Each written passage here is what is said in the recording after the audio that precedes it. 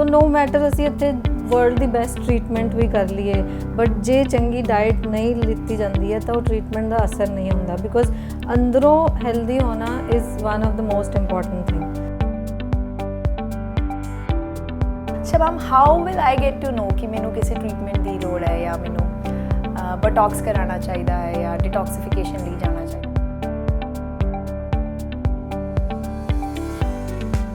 few days up and down ਕੋਈ stress ਹੋ ਗਿਆ, ਨੀਂਦ ਚੰਗੀ ਨਾ ਹੋਵੇ ਨਾ, ਇਹਨਾਂ ਚੀਜ਼ਾਂ ਨਾਲ ਸਕਿਨ ਇਫੈਕਟ ਹੁੰਦੀ ਹੈ, ਬਟ ਓਵਰਆਲ ਸਕਿਨ ਚੰਗੀ ਰਹਿੰਦੀ ਹੈ ਜੇ ਤੁਸੀਂ ਇਹਨਾਂ ਸਾਰੀਆਂ ਚੀਜ਼ਾਂ ਨੂੰ ਕਰੋ, ਫੋਲੋ ਕਰੋ। ਸਤਿ ਸ਼੍ਰੀ ਅਕਾਲ ਜੀ, ਪੰਜਾਬ ਟੂਡੇ ਦੇਖ ਰਹੇ ਦਰਸ਼ਕਾਂ ਦਾ ਇੱਕ ਵਾਰ ਫਿਰ ਸਵਾਗਤ ਹੈ ਸਾਡੇ ਐਕਸਕਲੂਸਿਵ ਸ਼ੋ ਸਿਹਤ ਟੂਡੇ ਦੇ ਵਿੱਚ। ਸਾਡੇ ਅੱਜ ਦੇ ਸਪੈਸ਼ਲ ਗੈਸਟ ਨੇ MD dermatologist Dr. Sukh Sagar. Sat Shri Akal, ma'am. Sat Shri Akal. Welcome in our show. Thank you so much.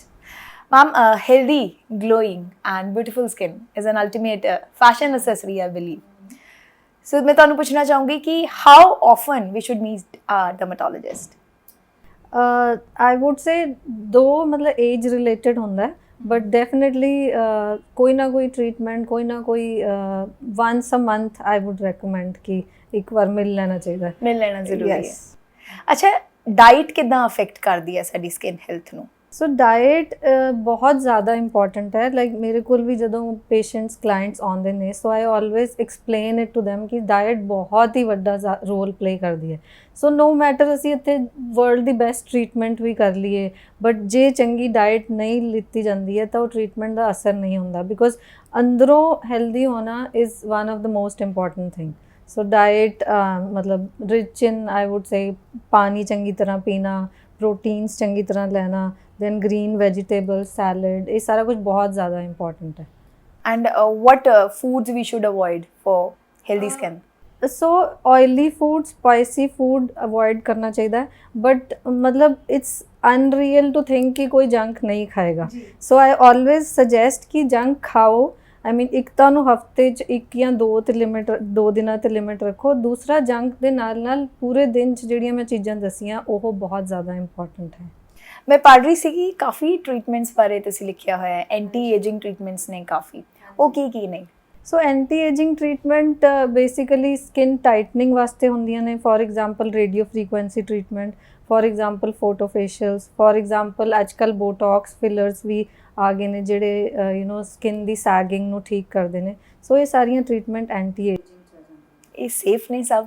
ਹਾਂਜੀ, ਅੱਜ ਕੱਲ੍ਹ ਐਕਚੁਅਲੀ ਟੈਕਨੋਲੋਜੀ ਇੰਨੀ ਜ਼ਿਆਦਾ ਐਡਵਾਂਸ ਹੋ ਗਈ ਹੈ ਕਿ ਜਿਹੜੇ ਇਹ ਪ੍ਰੋਡਕਟਸ ਜਾਂ ਮਸ਼ੀਨਸ ਨੇ ਇਹ ਬਹੁਤ ਜ਼ਿਆਦਾ ਰਿਸਰਚ ਦੇ ਨਾਲ ਮਾਰਕੀਟ 'ਚ ਲਿਆਂਦੀਆਂ ਗਈਆਂ ਨੇ। ਸੋ ਇਹ ਫੁੱਲੀ ਸੇਫ ਨੇ, ਬਟ ਮੈਂ ਇਹ ਜ਼ਰੂਰ ਰੈਕਮੈਂਡ ਕਰੂੰਗੀ ਕਿ ਇੱਕ ਤਾਂ ਇਹਨਾਂ ਦੀ ਕੁਆਲਿਟੀ ਚੰਗੀ ਹੋਣੀ ਚਾਹੀਦੀ ਹੈ, ਦੂਸਰਾ ਇਹ ਸਿਰਫ ਇੱਕ ਟ੍ਰੇਨਡ ਡਰਮਾਟੋਲੋਜਿਸਟ, ਟ੍ਰੇਨਡ ਕਾਸਮੈਟੋਲੋਜਿਸਟ ਹੀ ਕਰਨਾ ਚਾਹੀਦਾ ਹੈ, ਮਤਲਬ ਰੈਂਡਮਲੀ ਕਿਸੇ ਤੋਂ ਨਹੀਂ ਕਰਵਾਉਣਾ ਚਾਹੀਦਾ। ਹਾਂ, ਕਿਉਂਕਿ ਕਾਫੀ ਸੋਸ਼ਲ ਇਨਫਲੂਐਂਸਰਸ ਹੈ, ਗੂਗਲ ਗਿਆਨੀ ਕਾਫੀ ਬੈਠੇ ਨੇ ਅੱਜ ਕੱਲ੍ਹ ਜਿਹੜੇ ਸੈਲਫ ਕੇਅਰ ਟਿਪਸ ਦਿੰਦੇ ਨੇ। ਹਾਂਜੀ, ਸੋ ਇਹਦੇ ਬਾਰੇ ਕੁਝ ਜਾਣਕਾਰੀ ਦੇਣਾ ਚਾਹੋਗੇ ਵੀ ਇੱਦਾਂ ਬੈਡ ਐਕਸਪੀਰੀਅੰਸ ਤੁਹਾਨੂੰ ਵੀ ਕੋਈ ਦਿਖਿਆ ਹੋਏ ਪੇਸ਼ੈਂਟ ਦੇ ਵਿੱਚ ਇੱਦਾਂ ਦਾ ਕੁਝ? ਮੇਰੇ ਕੋਲ ਬਹੁਤ ਸਾਰੇ ਪੇਸ਼ੈਂਟਸ ਆਉਂਦੇ ਨੇ ਐਕਚੁਅਲੀ ਜਿਨ੍ਹਾਂ ਦੀ ਸਕਿਨ ਰੈਂਡਮ ਚੀਜ਼ਾਂ ਟਰਾਈ ਕਰਕੇ ਖਰਾਬ ਹੋਈ ਹੁੰਦੀ ਹੈ। ਪਿਗਮੈਂਟੇਸ਼ਨ ਇਜ਼ ਵੈਰੀ ਕਾਮਨ, ਜਿਵੇਂ ਜਿਨ੍ਹਾਂ ਨੂੰ ਛਾਈਆਂ ਕਹਿੰਦੇ ਨੇ, ਉਹ ਜੇ ਗਲਤ ਟ੍ਰੀਟਮੈਂਟ ਕੀਤੀ ਜਾਵੇ ਤਾਂ ਸਕਿਨ 'ਤੇ ਛਾਈਆਂ ਆ ਜਾਂਦੀਆਂ ਨੇ।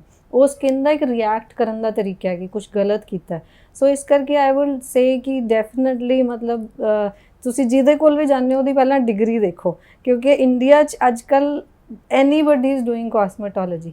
ਸੋ ਮੇਰੀ ਹਮੇਸ਼ਾ ਲਾਈਕ ਇਹ ਹੁੰਦੀ ਹੈ ਕਿ ਚੈੱਕ ਦ ਡਿਗਰੀ ਕਿ ਉਹ ਲਾਈਕ ਕੁਆਲੀਫਾਈਡ ਡਾਕਟਰ ਹੈ ਜਿਹਦੇ ਤੋਂ ਤੁਸੀਂ ਸਕਿਨ ਟ੍ਰੀਟਮੈਂਟਸ ਕਰਵਾ ਰਹੇ ਹੋ ਜਾਂ ਸਕਿਨ ਪ੍ਰੋਟੋਕੋਲਸ ਲੈ ਰਹੇ ਹੋ। ਸ਼ਬਾਮ, how will I get to know ਕਿ ਮੈਨੂੰ ਕਿਸੇ ਟ੍ਰੀਟਮੈਂਟ ਦੀ ਲੋੜ ਹੈ ਜਾਂ ਮੈਨੂੰ ਬਟੌਕਸ ਕਰਾਉਣਾ ਚਾਹੀਦਾ ਹੈ ਜਾਂ ਡਿਟੌਕਸੀਫਿਕੇਸ਼ਨ ਲਈ ਜਾਣਾ ਚਾਹੀਦਾ? How will I get to know ਕਿ ਸਿੰਪਟਮਸ ਕੀ ਨੇ? ਸੋ ਬੇਸਿਕਲੀ ਜਿਹੜੇ ਤਾਂ ਹੁੰਦੇ ਨੇ anti ageing things, for example botox ਹੋ ਗਿਆ, ਫਿਲਰਸ ਹੋ ਗਿਆ, ਇਹ ਇੱਕ ਪਰਸਨਲ ਚੋਇਸ ਹੈ।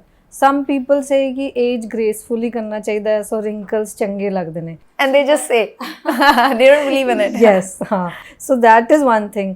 ਬਟ ਜੇ ਤੁਹਾਨੂੰ ਐਂਟੀ ਏਜਿੰਗ ਟ੍ਰੀਟਮੈਂਟ ਜੋ ਤੁਹਾਨੂੰ ਲੱਗੇ ਤੁਹਾਡੀ ਸਕਿਨ ਸੈਗ ਕਰ ਰਹੀ ਹੈ, ਥੋੜ੍ਹੀ ਢਿੱਲੀ ਹੋ ਰਹੀ ਹੈ, ਉਹ ਐਂਟੀ ਏਜਿੰਗ ਹੈ। ਬਟ ਜਿਹੜੀਆਂ ਬੇਸਿਕ ਚੀਜ਼ਾਂ ਨੇ, ਫੋਰ ਐਗਜ਼ਾਮਪਲ ਹੁਣ ਆਪਣੇ ਪੋਲਿਊਸ਼ਨ ਇੰਨੀ ਹੁੰਦੀ ਹੈ, ਡਾਇਟ ਆਫ ਕੋਰਸ ਟਰਾਈ ਕਰਕੇ ਵੀ ਪੂਰੀ ਚੰਗੀ ਨਹੀਂ ਲਈ ਜਾਂਦੀ। ਸੋ ਬੇਸਿਕ ਕਲੀਨਜ਼ਿੰਗ ਟ੍ਰੀਟਮੈਂਟਸ ਹੁੰਦੀਆਂ ਨੇ, ਫੋਰ ਐਗਜ਼ਾਮਪਲ ਹਾਈਡਰਾ ਫੇਸ਼ੀਅਲ ਜਾਂ ਫਿਰ ਫੋਟੋ ਫੇਸ਼ੀਅਲ। ਇਹ ਸਕਿਨ ਦੇ ਨਾਰਮਲ ਆਇਲਸ ਨੂੰ ਬੈਲੈਂਸ ਕਰਦੀਆਂ ਨੇ, ਇਹ ਨਾਰਮਲ ਪੋਰਸ ਨੂੰ ਕਲੀਨ ਕਰਦੀਆਂ ਜਿਹੜੇ ਕਿ ਪੋਲਿਊਸ਼ਨ ਕਰਕੇ ਕਲੌਗ ਹੋ ਜਾਂਦੇ ਨੇ। ਇਹ ਤਾਂ ਹਰ ਏਜ ਤੇ ਹਰ ਕਿਸੇ ਨੂੰ ਇਹ ਟ੍ਰੀਟਮੈਂਟਸ ਲੈਣੀਆਂ ਚਾਹੀਦੀਆਂ। ਟ੍ਰੀਟਮੈਂਟ ਦੇ ਬਾਅਦ ਰੀਅਕਰੈਂਸ ਦਾ ਵੀ ਇਸ਼ੂ ਆਉਂਦਾ ਹੈ ਜਾਂ ਇਫ ਸਮਥਿੰਗ ਗੋਜ਼ ਰੋਂਗ ਇੱਦਾਂ ਦਾ ਕੁਝ ਹੁੰਦਾ ਹੈ? Well of course like I say 100% ਉਹ ਨਹੀਂ ਹੁੰਦਾ ਕਿ ਇਸ ਤੋਂ ਬਾਅਦ ਫਿਰ ਵੀ ਖਿਆਲ ਰੱਖਣਾ ਪੈਂਦਾ ਸਕਿਨ ਦਾ, ਬਟ ਫਿਊ ਥਿੰਗਸ ਜਿਵੇਂ ਛਾਈਆਂ, ਮਿਲਾਜ਼ਮਾ, ਪਿਗਮੈਂਟੇਸ਼ਨ ਵਗੈਰਾ ਹੈ, ਉਹਨਾਂ ਦੇ ਰੀਕਰੈਂਸ ਦੇ ਚਾਂਸਸ ਹੁੰਦੇ ਨੇ। ਬਟ ਅਦਰਵਾਈਜ਼ ਇੱਕ ਵਾਰ ਸਕਿਨ ਹੈਲਦੀ ਹੋ ਜੇ ਤੇ ਜੇ ਉਹਨੂੰ ਤੁਸੀਂ ਚੰਗੀ ਤਰ੍ਹਾਂ ਮੇਨਟੇਨ ਕਰੋ ਤਾਂ it is mostly healthy. Of course ਫਿਊ days up and down, ਕੋਈ ਸਟ੍ਰੈਸ ਹੋ ਗਿਆ, ਨੀਂਦ ਚੰਗੀ ਨਾ ਆਵੇ, ਹੈ ਨਾ, ਇਹਨਾਂ ਚੀਜ਼ਾਂ ਨਾਲ ਸਕਿਨ ਇਫੈਕਟ ਹੁੰਦੀ ਹੈ, ਬਟ ਓਵਰਆਲ ਸਕਿਨ ਚੰਗੀ ਰਹਿੰਦੀ ਹੈ ਜੇ ਤੁਸੀਂ ਇਹਨਾਂ ਸਾਰੀਆਂ ਚੀਜ਼ਾਂ ਨੂੰ ਉਹ ਕਰੋ, ਫੋਲੋ ਕਰੋ। ਅੱਛਾ, there are several myths associated with skin care ਵੀ ਸੁਣਨ ਚ ਆਉਂਦਾ ਵੀ ਗਰਮ ਪਾਣੀ ਯੂਜ਼ ਕਰੋ ਤਾਂ ਜ਼ਿਆਦਾ ਅੱਛਾ ਹੁੰਦਾ ਹੈ, ਅੱਖਾਂ ਥੱਲੇ ਕੁਕੁੰਬਰ ਲਾ ਲਓ ਤਾਂ ਜਿਹੜੇ ਆਈ ਸੈਗਸ ਹੁੰਦੇ ਆ ਉਹ ਰਿਮੂਵ ਹੁੰਦੇ ਆ, ਕੈਰਟ ਖਾ ਲਓ ਤਾਂ ਸਕਿਨ ਗਰੋ ਕਰਦੀ ਹੈ, ਔਰੇਂਜ ਹੋ ਜਾਂਦੀ ਹੈ। ਇਹਦੇ 'ਚ ਕਿੰਨੀ ਕੁ ਸੱਚਾਈ ਹੈ? ਸੋ ਕੈਰਟ 'ਚ ਵਿਟਾਮਿਨ ਏ ਹੁੰਦਾ ਹੈ, ਜੋ ਕੈਰੋਟੀਨ ਹੁੰਦਾ ਹੈ, ਜਿਹੜਾ ਕਿ ਸਕਿਨ ਲਈ ਬਹੁਤ ਹੀ ਜ਼ਿਆਦਾ ਚੰਗਾ ਹੈ। ਸੋ ਡਾਇਟ ਇਜ਼ ਇੰਪੋਰਟੈਂਟ। ਜਿਹੜਾ ਤੁਸੀਂ ਕਿਊਕੰਬਰ ਰੱਖਣ ਦੀ ਗੱਲ ਕੀਤੀ, ਉਹ ਇਟ ਬੇਸਿਕਲੀ ਰਿਲੈਕਸਿਸ ਦ ਸਕਿਨ, ਉਹਨੂੰ ਥੱਲੇ ਰੱਖਣਾ। ਸੋ ਇਹ ਮਿਥਸ ਨਹੀਂ ਨੇ, somewhere I mean they have some truth behind it. ਤੇ ਕਿਹੜੇ ਮਿਥਸ ਨੇ ਜਿਹੜੇ ਐਕਚੁਅਲੀ ਇਹ ਮਿਥਸ ਹੀ ਨੇ, ਅਫਵਾਹਾਂ ਹੀ ਹੈਗੀਆਂ? ਸੋ ਬੇਸਿਕਲੀ ਲਾਈਕ ਹੁਣ ਲੋਟ ਆਫ ਪੀਪਲ, ਇੱਕ ਸਨਸਕ੍ਰੀਨ ਇਹੋ ਜਿਹੀ ਚੀਜ਼ ਹੈ ਜਿਹਨੂੰ ਮੈਂ ਬਹੁਤ ਜ਼ਿਆਦਾ ਰეკਮੈਂਡ ਕਰੂੰਗੀ, ਬਿਕੋਜ਼ ਫੋਟੋ ਏਜਿੰਗ ਨੋਰਮਲੀ ਆਪਾਂ ਸੋਚਦੇ ਹਾਂ ਕਿ ਸਨਸਕ੍ਰੀਨ ਨਹੀਂ ਲਾਵਾਂਗੇ ਵੱਧ ਤੋਂ ਵੱਧ ਏਜਿੰਗ ਹੋ ਜਾਊਗੀ, ਹਾਲਾਂਕਿ ਚਲੋ ਉਹ ਵੀ ਬਹੁਤ ਵੱਡੀ ਉਹ ਹੈ, ਬਟ ਈਵਨ ਸਕਿਨ ਕੈਂਸਰ ਤੱਕ ਮਤਲਬ ਹੋ ਸਕਦਾ ਜੇ ਆਪਾਂ ਸਨ ਪ੍ਰੋਟੈਕਟੈਂਟਸ ਨਹੀਂ ਯੂਜ਼ ਕਰਦੇ।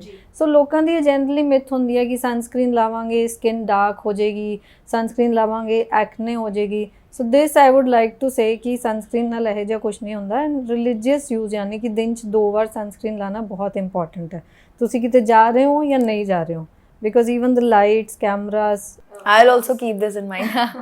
definitely. So twice a day ਇਹ ਬਹੁਤ important ਹੈ। ਮੈਮ, ਸਕਿਨ ਕੈਂਸਰ ਦੀ ਤੁਸੀਂ ਗੱਲ ਕੀਤੀ ਨਾ, ਸਕਿਨ ਕੈਂਸਰ ਕਾਫੀ ਕਾਮਨ ਹੈ।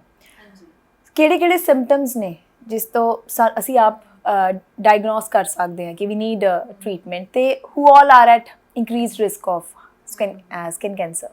So increased risk ਤਾਂ basically people who are more prone to sun exposure, ਵੈਸੇ ਜੈਨੇਟਿਕ ਜਾਂ ਹੈਰੀਡਿਟਰੀ ਹੁੰਦਾ ਹੈ, ਬਟ ਜੇ ਸਿੰਪਟਮਸ ਦੀ ਗੱਲ ਕੀਤੀ ਜਾਵੇ, ਸੋ ਕੋਈ ਵੀ ਮੋਲ ਹੈ, ਕੋਈ ਵੀ ਜਿਹਨੂੰ ਤਿਲ ਵਰਗੀ ਚੀਜ਼ ਜਿਹੜਾ ਮੱਸਾ ਹੋਵੇ ਉਹ ਇਨਕਰੀਜ਼ ਹੁੰਦਾ ਜਾਵੇ ਸਾਈਜ਼ 'ਚ, ਤਾਂ ਉਹਦਾ ਧਿਆਨ ਰੱਖਣਾ ਚਾਹੀਦਾ ਹੈ ਕਿ ਜੇ ਇੱਕ ਤਾਂ ਹੈਗਾ ਬਚਪਨ ਤੋਂ ਹੈਗਾ ਸੇਮ ਸਾਈਜ਼ ਹੈ, ਪਰ ਹੁਣੇ ਡਿਵੈਲਪ ਹੋਇਆ ਐਂਡ ਉਹ ਇਨਕਰੀਜ਼ ਹੋ ਰਿਹਾ, ਸੋ that is one of the symptoms of skin cancers and all, ਜਿਹਦਾ ਹਮੇਸ਼ਾ ਧਿਆਨ ਰੱਖਣਾ ਚਾਹੀਦਾ। ਕੋਈ ਨੋਡਿਊਲ ਹੋ ਗਿਆ ਜਿਹੜਾ ਵੱਧ ਰਿਹਾ ਸਾਈਜ਼ 'ਚ, ਤਾਂ ਫਿਰ ਕਿਸੇ ਸਪੈਸ਼ਲਿਸਟ ਨੂੰ ਦਿਖਾਉਣਾ ਜ਼ਰੂਰੀ।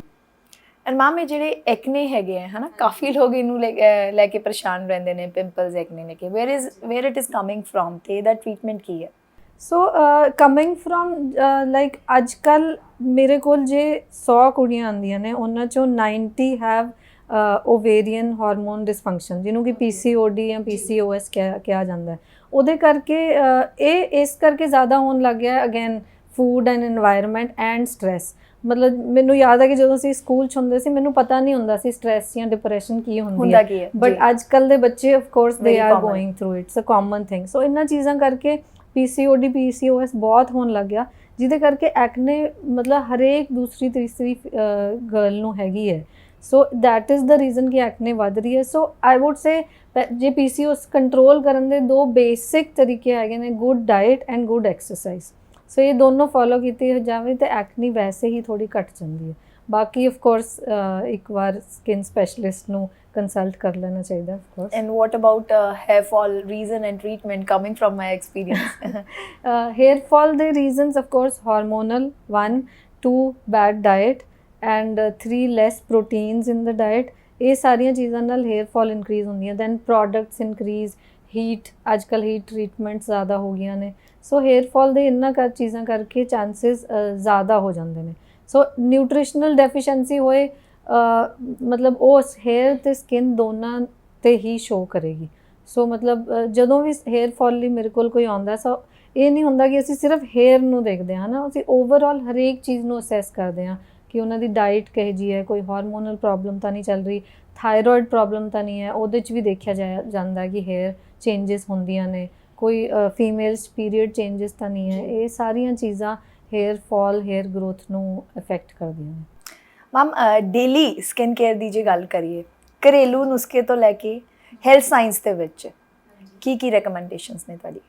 ਸੋ ਮਤਲਬ ਬੀਇੰਗ ਅ ਡਾਕਟਰ, ਹੁਣ ਮੈਂ ਤੁਹਾਡੇ ਨਾਲ ਸਾਇੰਸ ਰਿਲੇਟਡ ਗੱਲ ਹੀ ਕਰੂੰਗੀ। ਸੋ ਆਈ ਵੁੱਡ ਸੇ ਕਿ a good face wash in the morning. Face wash ਜੇ ਦਿਨ 'ਚ ਇੱਕ ਵਾਰ ਯੂਜ਼ ਕਰਨਾ, ਤੁਹਾਨੂੰ ਰਾਤ ਨੂੰ ਯੂਜ਼ ਕਰਨਾ ਚਾਹੀਦਾ ਹੈ। ਮਾਰਨਿੰਗ ਤੁਸੀਂ ਠੰਡੇ ਪਾਣੀ ਨਾਲ ਮੂੰਹ ਧੋ ਸਕਦੇ ਹੋ, ਜਾਂ ਤੁਹਾਡੀ ਸਕਿਨ ਆਇਲੀ ਹੈ then twice a day face wash use ਕਰ ਸਕਦੇ ਹੋ। ਉਸ ਤੋਂ ਬਾਅਦ a good toner, a good moisturiser and a sunscreen. So ਇਹ 4 ਚੀਜ਼ਾਂ ਮਾਰਨਿੰਗ 'ਚ ਬਹੁਤ ਜ਼ਰੂਰੀ ਨੇ, ਅਤੇ ਰਾਤ ਨੂੰ ਮੂੰਹ ਧੋ ਕੇ ਮੇਕਅਪ ਉਤਾਰਨਾ ਬਹੁਤ ਜ਼ਿਆਦਾ ਜ਼ਰੂਰੀ ਹੈ, ਅਤੇ ਉਸ ਤੋਂ ਬਾਅਦ ਇੱਕ ਨਾਈਟ ਰਿਪੇਅਰ ਕਰੀਮ ਯੂਜ਼ ਕਰਨੀ ਚਾਹੀਦੀ ਹੈ। And what about beauty sleep? So beauty sleep, of course. Sleep ਤਾਂ I mean is one thing, it shows on your skin ਕਿ ਤੁਸੀਂ well rested ਹੈਗੇ ਹੋ ਕਿ ਨਹੀਂ। So I mean that glow will not come ਜੇ ਤੁਹਾਡੀ sleep ਚੰਗੀ ਨਹੀਂ ਹੈ। So that of course. And stress free life. Yes, which is very difficult these days, but we should try to achieve it. ਜਿੰਨਾ ਮਤਲਬ I think satisfaction is the key there. ਜਿੰਨਾ ਆਪਾਂ ਜਲਦੀ ਆਪਣੇ ਆਪ ਨੂੰ ਸੈਟੀਸਫਾਈ ਕਰ ਲਾਂਗੇ, ਉਨਾ ਹੀ ਸਟ੍ਰੈਸ ਘੱਟ ਹੁੰਦਾ। Absolutely. So as a doctor, what products do you recommend, ma'am? So if we talk about brands, then there are international brands ਜਿਵੇਂ Zainobaji ਹੈ, Sesderma, Bioderma, ਇਹ ਸਾਰੇ ਚੰਗੇ ਪ੍ਰੋਡਕਟਸ ਨੇ ਜਿਹੜੇ ਯੂਜ਼ ਕੀਤੇ ਜਾ ਸਕਦੇ ਨੇ। Some local brands ਜਿਵੇਂ Bioderma, like I said, they are also good. I mean they are economical also, and they are good products. आखिरी सवाल ma'am, I am really keen to ask. Sure. You have a wonderful skin. So what is Thank your you. personal daily routine? Yes, I mean of course, like I'll repeat the same things again. Diet number 1. I follow, मतलब I try कि मेरे पूरे दिन 'ਚ पूरी diet requirements पूरियां हो जान।